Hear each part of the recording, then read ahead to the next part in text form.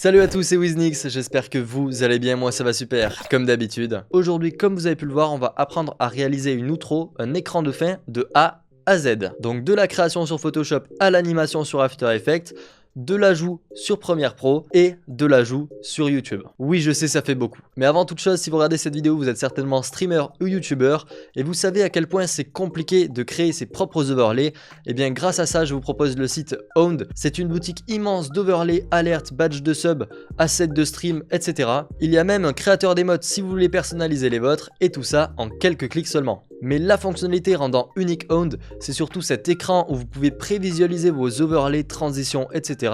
afin de voir s'ils vous correspondent bien avant de les acheter.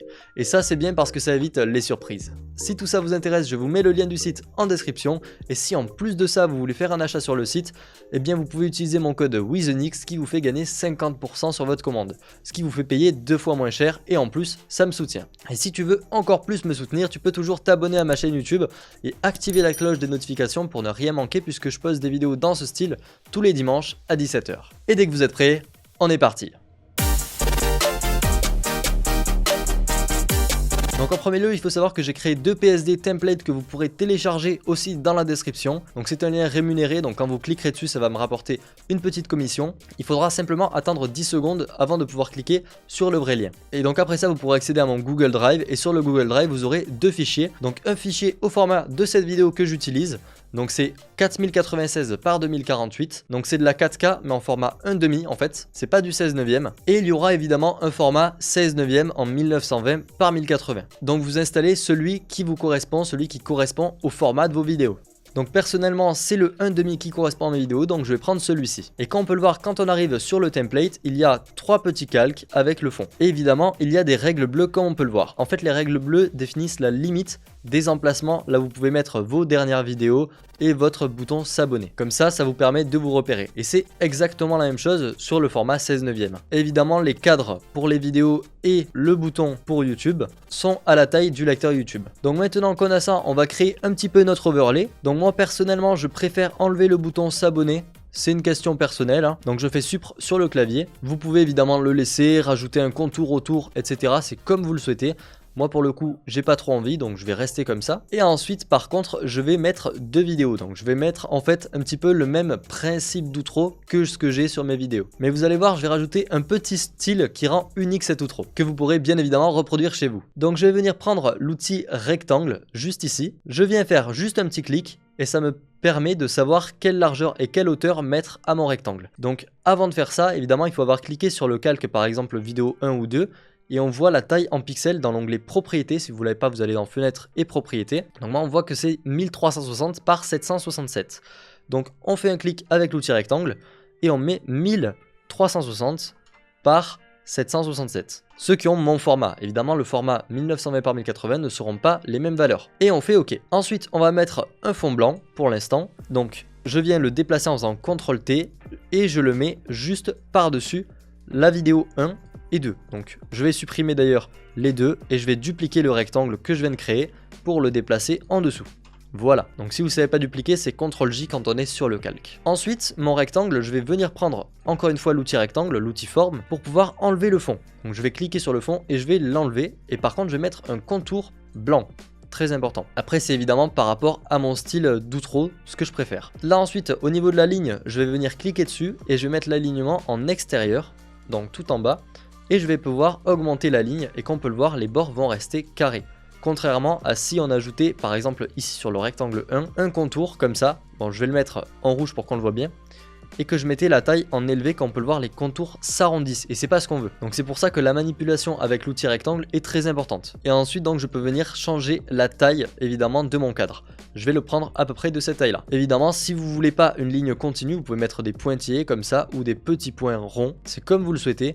Moi personnellement je vais prendre une ligne continue et je vais faire la même manipulation sur le rectangle d'en dessus. Voilà, donc là on est bien. Donc on sait que nos vidéos vont prendre la taille des cadres. Ensuite ce que j'aimerais bien faire, c'est rajouter par exemple ma tête comme je le fais à la fin de mes outros. Donc si vous voulez, vous pouvez avancer la vidéo et pour voir à quoi ça ressemble. C'est en fait je réduis ma caméra pour pouvoir la faire prendre à peu près de cette taille là, donc sur l'écran. Vous allez comprendre si vous n'avez pas compris, c'est pas grave. Je fais un nouveau calque. Cette fois je reprends l'outil rectangle, je clique et je vais venir marquer la taille de ma caméra. Donc 4096 pour le coup moi, par 2048. Si vous ne le savez pas, regardez, renseignez-vous sur les formats de votre caméra.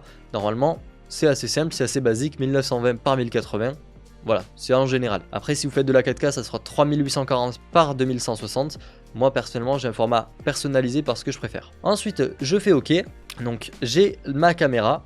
Donc ça, c'est exactement d'ailleurs de la taille du format. Je vais réduire ce gros rectangle, comme ceci. Je vais le mettre, par exemple, d'une couleur. Donc je reprends l'outil rectangle, je vais le mettre de la couleur rouge pour l'instant. Et je vais le déplacer à peu près là où je veux. Donc je vais dire qu'à peu près, voilà, ici, ça peut être pas mal. Et je vais rajouter encore une fois des petits bords blancs.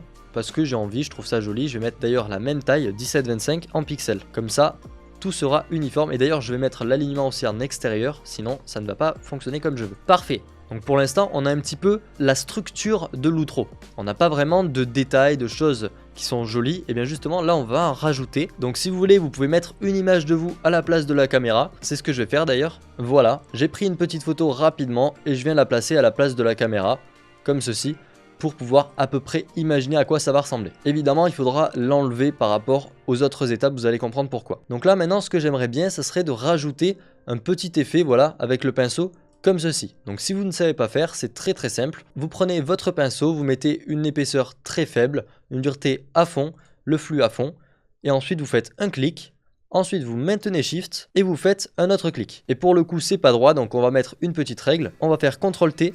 Évidemment, ça, il faut l'avoir fait sur un tout nouveau calque et on va venir l'aligner par rapport à la règle. Bon, c'est pas fou cette technique de merde, je vais changer un petit peu. Donc j'ai mis une petite règle et je vais le faire à la plume, comme ça la plume ça sera bien droit. Je fais un clic et un deuxième clic, clic droit, contour du tracé, je mets l'outil pinceau, je fais OK et je peux venir faire clic droit, supprimer ce tracé.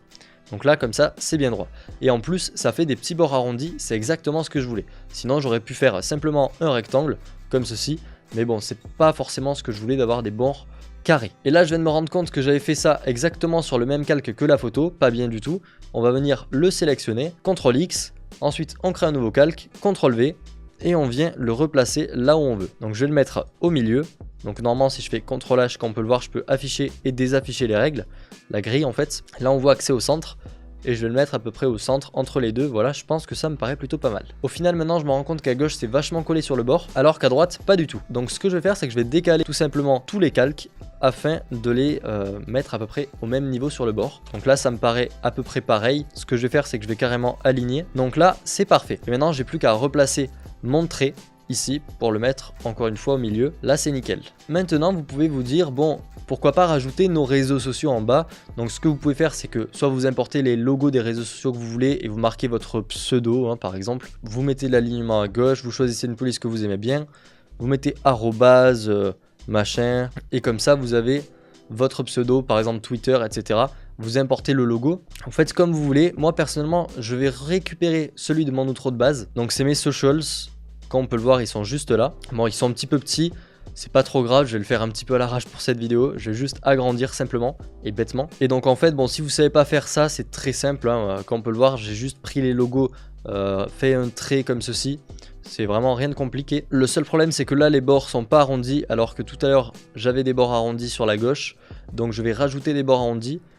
Pour ce faire, je vais prendre l'outil rectangle arrondi. Je vais venir faire un tracé. Bon, vous n'êtes pas obligé de suivre exactement les mêmes procédures que moi je le fais un petit peu vite. Voilà, maintenant j'ai rajouté des bords arrondis. Maintenant, ce que je vais faire, c'est que je vais essayer de centrer ma caméra avec les réseaux sociaux par rapport à l'axe horizontal. Donc je vais d'abord les rapprocher un tout petit peu, à peu près comme ceci. Et maintenant je sélectionne donc le groupe que j'ai fait avec tous mes réseaux et ma caméra, comme ceci. Donc maintenant je fais CTRL-T, je peux les déplacer ensemble. J'ai un petit peu merdé, il fallait que je sélectionne tout le reste. Donc le rectangle en dessous.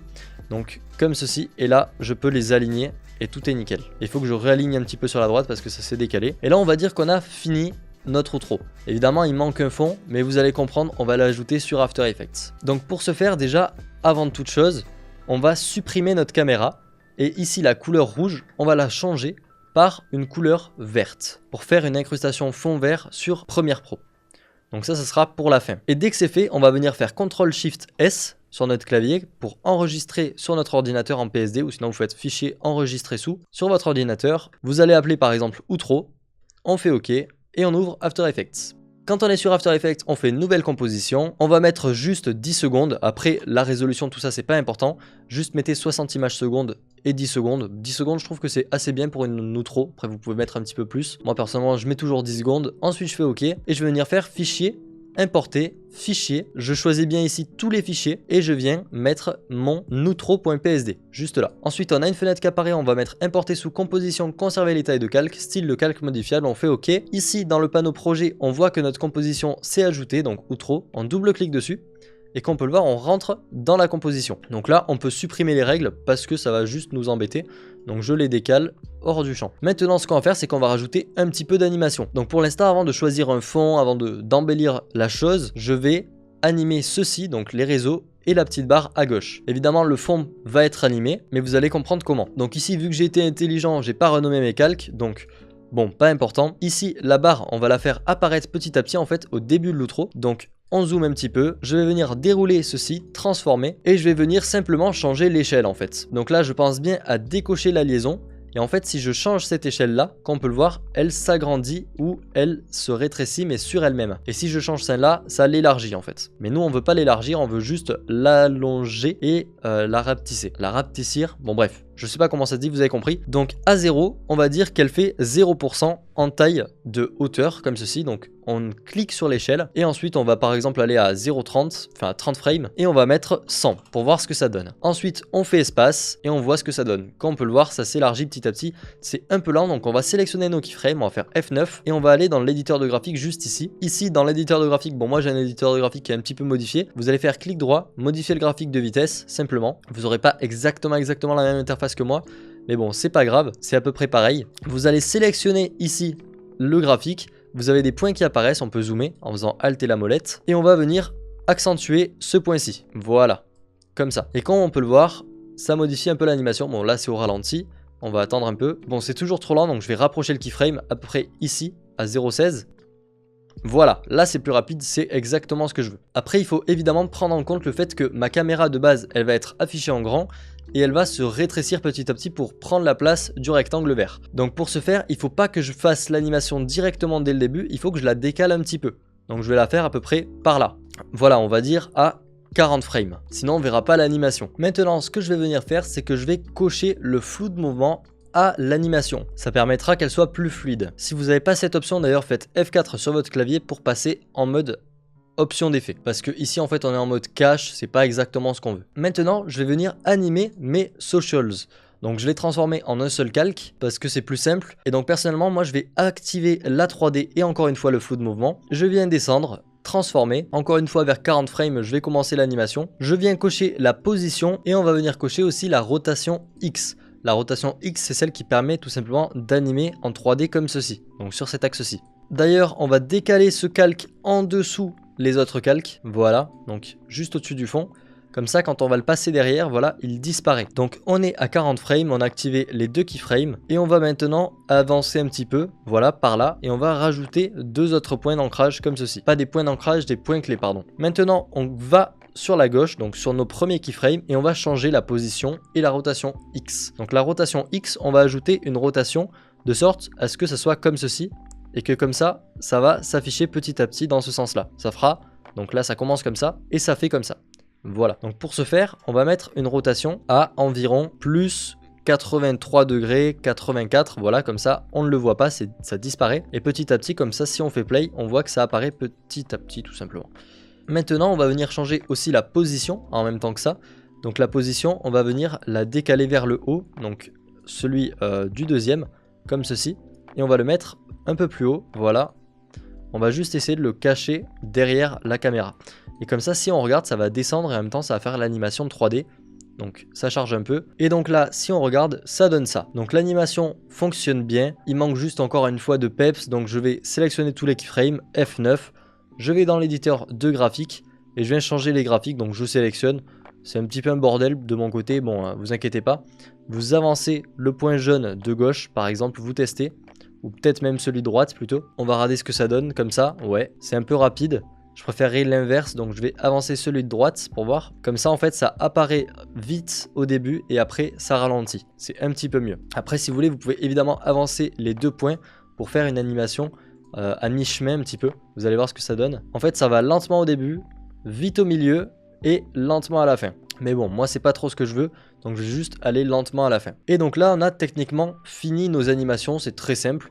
Après, évidemment, on peut faire bouger chaque réseau social et tout si vous voulez. Vous pouvez les animer en 3D, les faire bouger un petit peu, les faire flotter. C'est pas compliqué, vous mettez juste des points de position à chaque réseau social. Mais nous, pour le coup, on va dire qu'on a fini. Évidemment, il manque le fond. Vous l'attendez tous. Et alors, en fait, moi, je vous explique ce que je veux faire. C'est que je veux mettre ma caméra ici en flou derrière et que ça soit en opacité plus basse. Après, évidemment, vous n'êtes pas obligé de choisir ça. Si vous voulez, vous pouvez très bien mettre un fond totalement simple. Par exemple, moi j'ai un fond avec mes logos qui déroulent. Bon, il est ultra pas visible, mais si vous regardez bien, il y a mes logos un petit peu partout et ils bougent en fait. On peut évidemment mettre un fond personnalisé ou peu importe. Vous pouvez aussi mettre ce fond là que vous avez fait d'ailleurs sur ma dernière vidéo si vous l'avez vu et le mettre en opacité plus basse pour que ce soit pas aussi flashy. Ou sinon vous recherchez juste Free Background Animations, vous téléchargez une vidéo que vous aimez bien et vous mettez ça. C'est comme vous le souhaitez. Après moi personnellement je préfère quand on fait tout soi-même, donc je vous conseille pas de faire ça. Après, si vous voulez pas vous embêter, vous pouvez. Notamment ce genre de néon, etc. Des trucs, ça, ce genre de choses, souvent les gens aiment bien, donc vous pouvez. Évidemment, il faut que ce soit libre de droit et utilisable. Bon, dès que vous avez choisi votre vidéo, bon, moi je vais le faire avec une vidéo pour vous montrer. Imaginons le background que j'ai fait dans la dernière vidéo. Je le mets tout en dessous, donc je l'ai importé, je le mets tout en bas. Comme on peut le voir, il n'est pas à la même longueur que les autres calques, il dure pas autant de temps. Il n'est pas aussi du tout à la bonne taille, donc je vais juste augmenter l'échelle bêtement pour vous montrer. Ah mince, il s'est ajouté aussi par-dessus, c'est pas ce que je veux. Donc voilà. Je vais d'ailleurs le mettre en fond. Voilà, comme ça c'est derrière le noir, derrière le calque noir. Et donc sur le calque noir, je vais baisser l'opacité. Voilà. Et comme ça, en augmentant l'opacité du noir, en fait on fait disparaître un petit peu le fond. Et en l'abaissant, on le fait un petit peu plus réapparaître, c'est comme vous le souhaitez. Après évidemment, vous pouvez mettre en boucle ce fond puisque c'est un fond loop. Si jamais il dure pas assez de temps. Et comme ça vous fait une belle petite animation tranquille. Moi personnellement, comme j'ai dit, je vais mettre ma caméra en fond et en flou. D'ailleurs, si vous voulez rajouter du flou, vous pouvez le faire ici, en allant juste dans le panneau effet, donc fenêtre, effet et paramètres prédéfinis. Vous cherchez flou gaussien et vous l'ajoutez directement à votre background.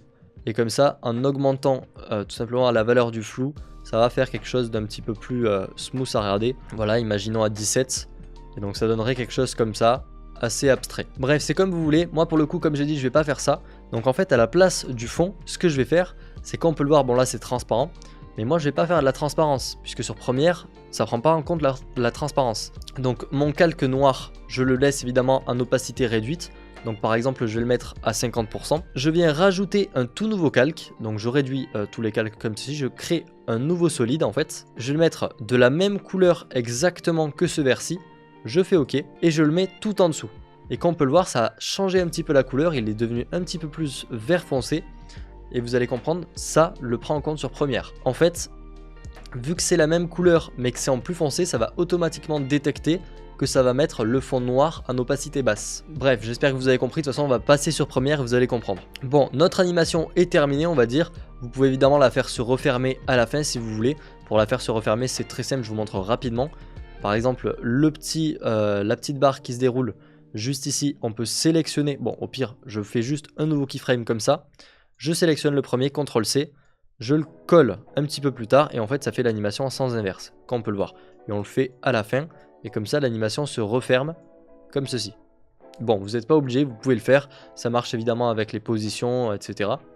Mais dès que vous êtes satisfait de votre outro, vous faites CTRL-M sur votre clavier et ça l'ajoute à la file d'attente de rendu d'After Effects. Bon, ben maintenant, en fait, il y a deux types de personnes. Il va y avoir les gens qui ont Adobe Media Encoder de la même version qu'After Effects et dans ce cas-là, vous pouvez faire File AME directement. Et puis, il y a ceux qui ont Media Encoder et After Effects qui ne sont pas de la même version, donc vous devez faire deux rendus. Vous allez faire un premier rendu en point AVI ou en point MOV, donc avec le QuickTime, juste là. Vous mettez couche RVB, sortie désactivée pour l'audio. Vous faites OK, vous faites votre rendu et après vous allez sur Media Encoder et vous ajoutez ce fichier .mov à Media Encoder. Ceux qui ont déjà Media Encoder, on clique sur File AME et c'est parti. Donc ici notre outro s'est ajouté, on va cliquer sur le format, on va mettre du H264, en fait c'est le MP4, et on va mettre un format que l'on souhaite, donc moi je vais mettre 2160p en 1.5, tout tout simplement 4096 par 2048, bref, c'est de la 4K. Vous mettez profil élevé, rendre la profondeur maximum, utiliser la qualité de rendu maximale, voilà. Hein. Les autres paramètres sont pas très importants, vous faites OK et vous faites votre rendu. Donc comme on peut le voir, c'est quand même assez rapide si vous avez fait juste ça. Ça c'est terminé, j'ai mon fichier qui est sur mon bureau, donc il est juste là, outro.mp4, d'ailleurs si on le regarde, voilà, hein, ça fonctionne bien, il y a l'animation, etc. Donc maintenant je vais ouvrir Adobe Premiere Pro. Je crée un nouveau projet, ok, j'ajoute une de mes dernières vidéos. Donc voilà, j'ai l'une de mes dernières vidéos, j'ai vite fait récupérer quelques minutes de vidéo, même pas. Et donc imaginons vous êtes à la fin de votre vidéo, donc voilà, c'est votre projet, vous êtes ici, hein. Bon, vous êtes peut-être plus loin, j'en sais rien, vous êtes par là. Vous allez évidemment un petit peu agrandir tout ça. Et donc là, bon, si vous avez votre outro avec aucun fond, ça va être plus simple. Mais si vous voulez mettre le fond de votre vidéo en dessous et en flou comme je vais faire, bah, c'est un petit peu plus compliqué, mais vous allez voir, c'est pareil. Donc vous ajoutez déjà votre outro au chutier, on l'ajoute comme ceci. Donc maintenant on l'ajoute à la timeline, voilà, c'est par là. Ça dure que 10 secondes. Au niveau de l'audio, bon, on peut le désactiver, hein, on peut le supprimer. Rompre le lien, tac, supr. On récupère que la fin de la vidéo, comme ceci. Et comme on peut le voir, bah, il y a tout qui s'affiche en même temps, enfin bref, ça va pas. Donc pour ce faire, on va changer un petit peu tout ça. Et en fait, on va dupliquer notre piste vidéo. Donc ici, la piste en dessous, on va venir faire déjà une petite coupure. On maintient Alt et le clic et on vient décaler vers le haut. Et comme ça, en fait, il y a deux pistes vidéo avec notre caméra qui font 10 secondes, donc les 10 dernières secondes de la vidéo. Maintenant, on peut venir cacher donc la piste 3 au niveau de la vidéo. Ensuite, l'outro, on va cliquer dessus. On va aller dans l'effet, donc le panneau effet. Si vous ne l'avez pas, encore une fois, fenêtre effet. C'est pareil sur tous les logiciels Adobe. On va venir marquer Ultra Key pour faire une incrustation en fond vert. On le glisse sur l'outro, comme ça. On prend le sélecteur de couleur juste ici, donc dans l'option d'effet, panneau option d'effet. Et on sélectionne ce vert-ci, pas le vert en fond, ce vert-ci. Je fais OK, et comme on peut le voir, ça a fait quelques petites modifications. Ça a mis la vidéo en fond en sombre, comme on peut le voir, et à cet endroit-là, elle n'est pas sombre. Maintenant, si je réactive l'œil juste ici, ça met la vidéo donc par-dessus, donc là on voit plus rien, et on peut venir changer l'échelle, comme on peut le voir, pour la faire prendre la place de la caméra. Donc par exemple, à peu près de cette taille-là. Donc ça donnerait quelque chose comme ça, à peu près. J'ai fait ça assez vite. Maintenant sur le fond, évidemment le fond on ne le veut pas directement aussi net, sinon ça fait bizarre, on va mettre un flou gaussien. Donc on cherche l'effet flou gaussien, on l'ajoute à la piste en dessous, comme ça, et on met un flou par exemple à 20, ça suffit. Donc maintenant c'est beau mais ça passe de ça à ça directement, et c'est pas ce qu'on veut, parce que sinon ça fait bizarre. Donc pour ce faire, il faut faire changer la caméra de place, donc ici, la caméra tout en haut. Bon là elle n'est pas exactement bien placée, donc je vais la replacer un petit peu mieux. Voilà, là on va dire qu'elle est assez bien placée. Je vais prendre mon curseur juste ici, je vais le mettre par exemple à peu près ici. Je vais cocher la position et l'échelle. Maintenant je viens au tout début, et je fais cette petite flèche pour réinitialiser. Et comme on peut le voir, en fait ça a automatiquement créé l'animation. Voilà, en fait ça va des points clés du début, donc normaux, aux points clés de la fin pour faire prendre la caméra à la bonne place. Et comme on peut le voir là, ça prend très longtemps à faire l'animation, et donc on ne voit pas l'animation de fond. Donc pour ce faire, il faut changer l'animation de la première vidéo tout en haut et la réduire pour la mettre assez rapide, assez courte. Donc je vais sélectionner les points en plus de ça, je vais faire clic droit, interpolation temporelle, très dur à dire, et on va mettre progressif. Et donc là ça va aller assez rapidement et d'une manière assez stylée. Donc on regarde, voilà, bon ça prend un petit peu de temps, ça fait le rendu, c'est pas super fluide, mais vous avez compris un petit peu le principe. Et donc là ça fait ça, et après ça apparaît. Bon, vous pouvez mettre un petit peu plus, si jamais ça apparaît trop tard, on peut décaler, voilà, à peu près par là, et donc là ça sera nickel. Voilà, ça apparaît à peu près en même temps que la caméra arrive. Et donc dès que ceci est fait, à la fin vous pouvez évidemment rajouter un petit fondu, évidemment, appliquer les transitions par défaut, tout simplement. Tac, on applique un fondu enchaîné à tout, même à la voix, pourquoi pas. Et donc à la fin ça fait ceci, on le voit pas, ça bug. En fait ça baisse petit à petit l'opacité. Et donc dès que vous êtes satisfait de votre outro, dès que vous avez terminé, vous allez évidemment faire votre rendu, vous faites votre rendu vidéo normalement, et vous uploadez votre vidéo en ligne sur YouTube. Et puis après, évidemment sur YouTube, rien de plus simple, vous allez simplement aller dans les paramètres de votre vidéo, vous allez cliquer sur écran de fin, juste là. Ensuite, vous allez 10 secondes en arrière de vos vidéos, donc vous scrollez pour aller jusqu'où à peu près arrive votre outro, donc elle arrive après ici, donc on veut que ça apparaisse par là. Donc on choisit de mettre nos vidéos aux bons endroits, évidemment bien placés aussi par rapport à l'emplacement des vidéos. Et puis voilà, en fait pour ajouter du contenu, pour ajouter des éléments, c'est vraiment super simple, vous faites juste plus pour ajouter un élément, une vidéo, et après vous avez simplement votre vidéo que vous choisissez. Enfin bref, je pense que vous avez compris, c'est rien de bien sorcier. En tout cas, si jamais cette vidéo vous a plu, n'hésitez pas à lâcher un like, à commenter ou à partager à tes amis. Moi, ça me soutient, ça me fait super plaisir. Sur ce, moi, je vous dis à la prochaine. Portez-vous bien comme d'habitude, c'est le plus important. Ciao, ciao.